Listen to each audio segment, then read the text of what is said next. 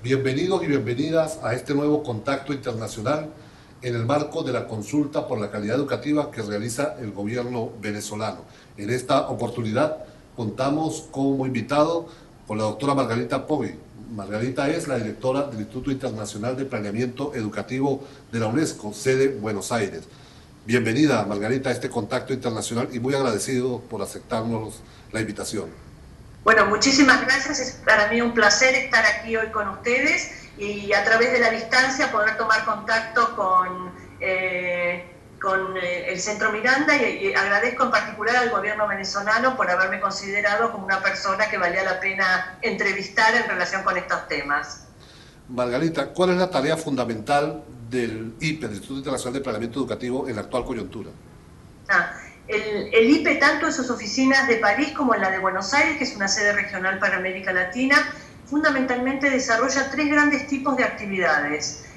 Unas que tienen que ver con la formación de funcionarios de ministerios de distintos niveles, según cuál sea el gobierno de la educación en cada uno de los países.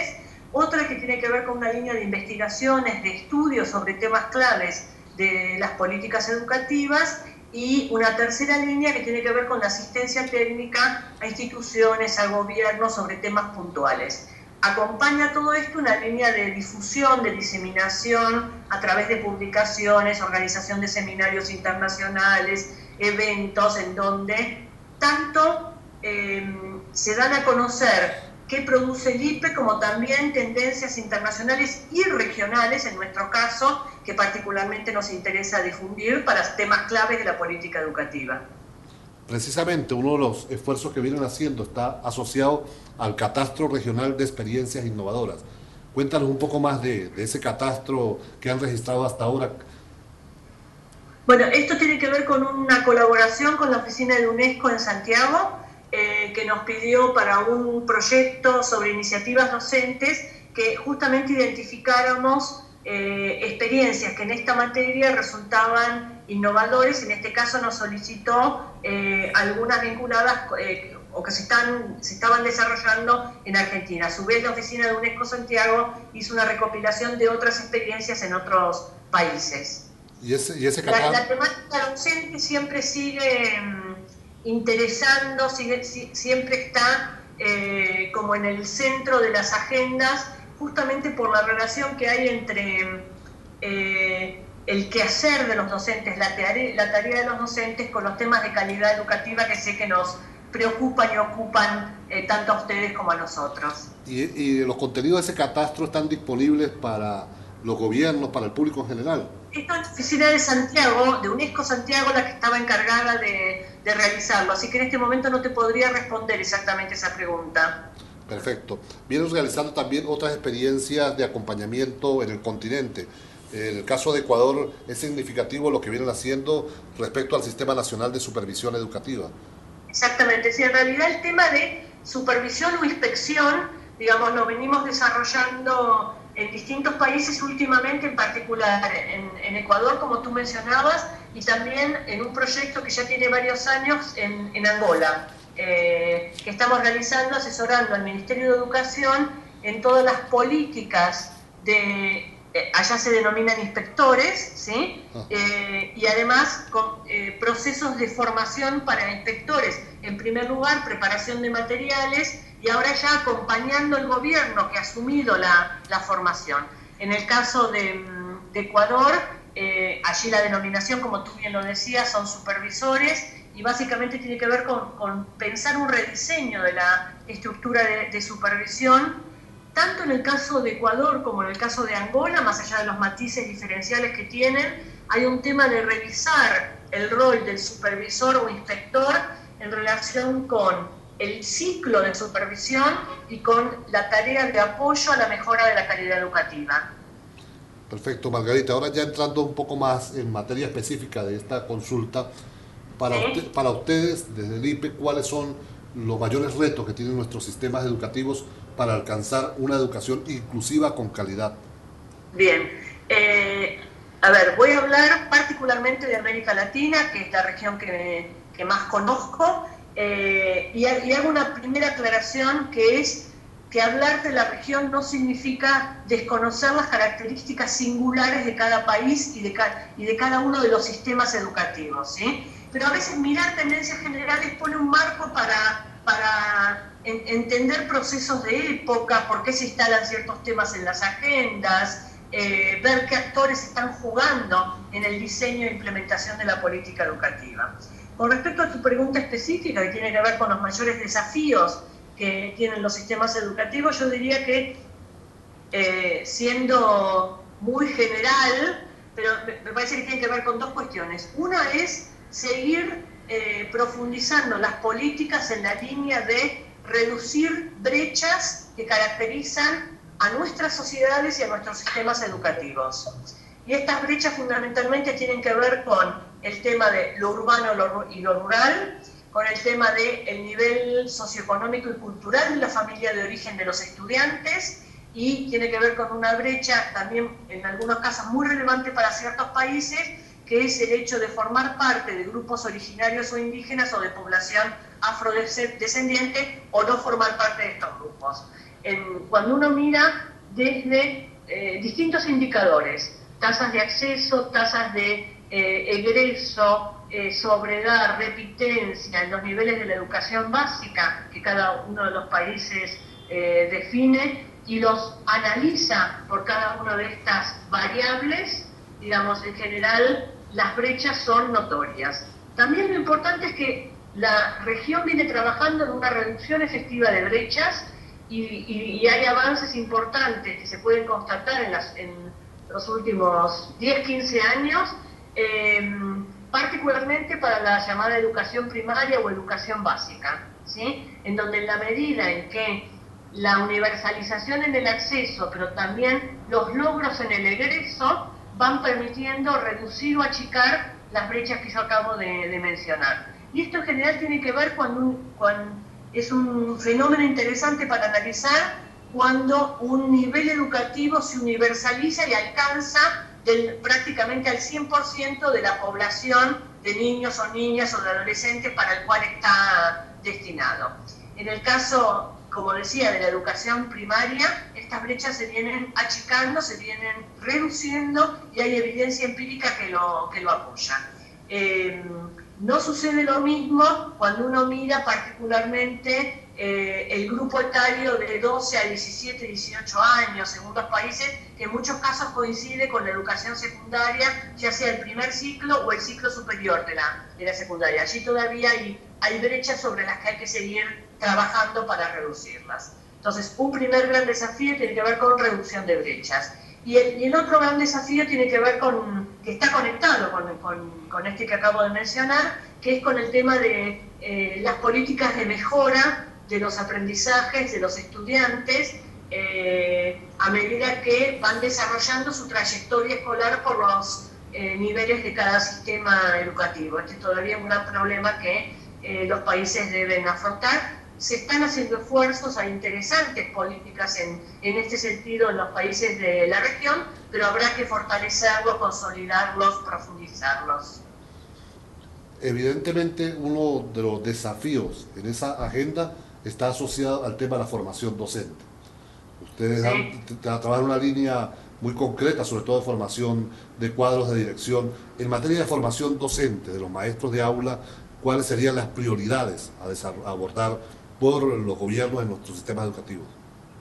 Me parece que una primera cuestión es pensar, se están haciendo, pero digo, profundizamos avances en líneas de políticas integrales para los docentes, que no se piense solo en términos de la formación por un lado, la carrera docente por el otro, las condiciones laborales en las que son contratados y en las que se desempeñan los docentes. Porque muchas veces se piensa que todo se puede resolver, por ejemplo, desde la formación docente inicial, cuando se está preparando a los maestros, maestras y profesores, ¿sí? Y en realidad esto es importantísimo, nadie duda que es necesario, digamos, seguir trabajando en esta línea, pero también es cierto que un docente se sigue formando a lo largo de toda su trayectoria profesional. Entonces las políticas de formación continua también aparecen como claves. Ahora, no basta solo con tener docentes bien formados, sino también pensar en las condiciones institucionales y laborales en las que trabajan. Entonces ahí el tema de pensar en la institución escolar y las condiciones que genera para el trabajo docente es otra cuestión. Y después todos los temas vinculados con la carrera docente, es decir, cómo se transita esta carrera, cómo se accede, cómo se incentiva a los docentes, cómo se los promueve, son aspectos claves de la temática docente en su conjunto. Perfecto. En los próximos meses el IPE va a realizar una nueva edición del curso regional de formación en formulación de políticas educativas. Cuéntale un poco más de los propósitos de este curso regional, sus alcances y quiénes participan en el curso. Así es. El IPE es una de las actividades regulares que realiza todos los años, que es este curso de formulación y planificación de políticas educativas, que es un curso regional porque en realidad participan funcionarios provenientes de distintos ministerios de educación de la región. Esta actividad de formación tiene una etapa a distancia que se realiza obviamente desde los lugares de origen de los cuales provienen los distintos candidatos, los distintos participantes, y que se ha ampliado en los últimos años, se ha extendido un poco más, y después tiene una etapa presencial que se realiza en la oficina Buenos Aires, donde todos los participantes vienen a esta oficina para desarrollar esta etapa presencial que a lo largo del curso se trabajan como distintas cuestiones desde enfoques conceptuales, se miran tendencias regionales en materia de políticas educativas en distintos temas y también hay herramientas prácticas para mejorar los procesos de planificación de los funcionarios que asisten al curso en los distintos lugares en los que desempeñan, porque en realidad si hay algo que caracteriza hoy el planeamiento, la planificación en todos los países de la región, es que las funciones de planificación se han diversificado en todas las oficinas de los ministerios. Ya no queda solo vinculada con lo que hace la oficina de planeamiento en un ministerio. En todo caso, la oficina de planeamiento muchas veces lo que hace es, o tiene una función de coordinar el planeamiento que se realiza en muchas otras dependencias en el interior de un ministerio de educación. Porque cuando tú desarrollas programas, cuando piensas una política de infraestructura o una política de mejora de los aprendizajes o políticas vinculadas con la educación intercultural bilingüe, por mencionar simplemente algunos temas, ¿sí? Sin pretensión de ser excluyente en esta enumeración, cada una de estas oficinas que está ocupada de estas líneas hace su propia planificación. Entonces el curso brinda herramientas teórico-prácticas para mejorar estos procesos, para fortalecer los procesos de planeamiento que implican fundamentalmente tener una visión estratégica de hacia dónde se quiere ir en el marco de un marco que tiene que ver con el desarrollo político-social de un país y de un Estado, cómo esto se traduce en una política educativa y cómo la política educativa después se concreta a través de programas o acciones específicas, ¿sí? Tener claro esta visión estratégica y después tener herramientas para implementar las políticas son temas que son muy abordados, muy desarrollados en este curso regional. Es decir, para el IPE, en el corazón de las transformaciones educativas para alcanzar una educación de calidad está el planeamiento, la planificación educativa. Dentro de esa está en el planeamiento, pero con una visión que excede mucho lo técnico y que justamente tiene el desafío de combinar una visión política con herramientas y metodologías que permitan concretar esa visión política, ¿sí? Tiene que ver con una concepción de planeamiento que nosotros sostenemos en el IPE, en el instituto en su conjunto y en particular en esta oficina de Buenos Aires. Margarita, te corresponde presentar el documento básico del 10º Foro Latinoamericano de Educación. Sí. Cuéntale un poco más de ese foro, de ese espacio y cuál es el contenido de ese documento que te dio la responsabilidad de presentarlo. Está bien, el foro es organizado todos los años por la Fundación Santillana y por la Organización de Estados Iberoamericanos, y este año se realizó el 10º foro.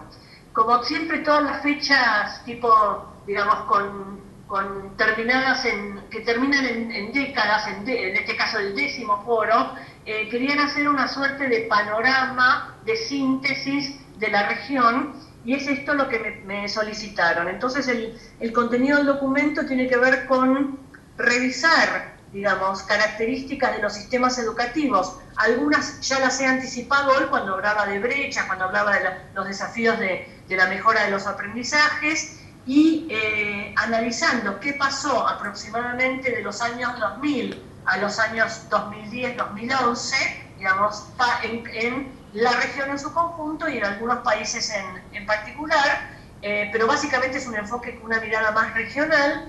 Y la segunda parte tiene que ver con analizar, digamos, algunas políticas, en algunos casos vinculadas con lo que se llaman programas de transferencias condicionadas a las familias o a los hogares, que se están desarrollando en muchos países de la región y que justamente han tenido un efecto que supone que más chicos y chicas están asistiendo hoy a la escuela. Y por último, las políticas de mejora de los aprendizajes que se están desarrollando en la región, con la idea de que cuando hablamos de políticas de inclusión, que es un término que se ha difundido mucho en los últimos años y prácticamente todas las políticas lo mencionan, está tanto incluida, digamos, la idea de asegurar las trayectorias escolares de chicos y chicas, pero al mismo tiempo los aprendizajes que deben construir en su pasaje por el sistema educativo. Margarita, para ir cerrando este primer contacto internacional sobre la calidad educativa, nos gustaría que les dirigieras un mensaje a los maestros, a las maestras, a los profesores y las profesoras venezolanas y venezolanos que están debatiendo en sus aulas el tema de la calidad educativa, asociándolo a la profundización de la transformación de nuestros sistemas educativos para alcanzar inclusión con calidad y equidad. Bueno, en primer lugar, digamos, felicitar porque todo debate es muy bienvenido, porque justamente supone poner en común voces plurales, acordar significados o sentidos, y justamente con el término calidad, digamos, que remite a tantos significados muy diversos, es un debate que viene teniendo lugar y que es fundamental que los profesores, los maestros, las maestras puedan expresar su voz, digamos, en relación con el significado de esta noción tan compleja. Así que felicitarnos y en realidad, digamos, desear que el debate sea rico y muy fructífero. Bueno, gracias Margarita por acompañarnos en este contacto internacional en el marco de la consulta educativa. Esperamos volver a encontrarnos en los próximos meses para seguir avanzando, sobre todo en la agenda de planeación, como tú lo decías, de manera integral asociada a la calidad educativa. Un fuerte abrazo, Margarita. Muchísimas gracias a ustedes y un cariño muy grande a todos los maestros y maestras venezolanos.